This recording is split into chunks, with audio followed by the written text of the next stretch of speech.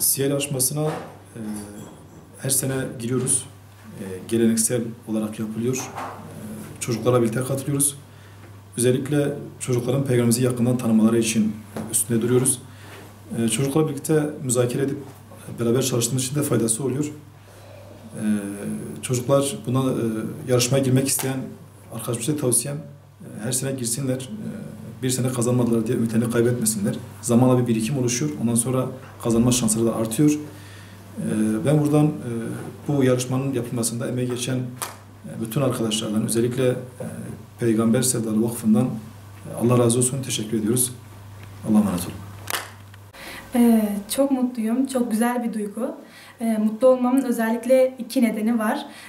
İlki, ben Hz. Muhammed sallallahu aleyhi ve sellem'in kitaplarını daha önce de okudum.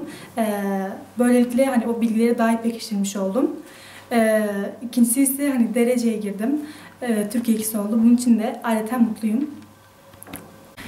Kitabı bir defa okudum. Önemli yerlerin altlarını çizdim. Ondan sonra da o altını çizdiğim önemli yerleri de not aldım. O notları da tekrar ederek evde karşılıklı müzakere yapıyorduk.